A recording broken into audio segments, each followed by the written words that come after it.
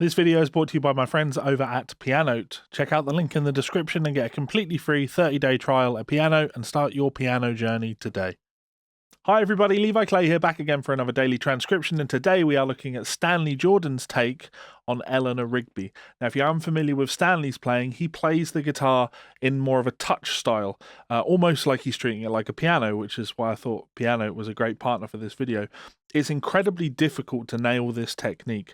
And as I say, the piano kind of makes a lot of sense because it is this skill. It's the ability to be able to create all of your sound with downward motion with the fingers. This is a very old performance. If you're unfamiliar with Stanley's playing, this will probably impress you.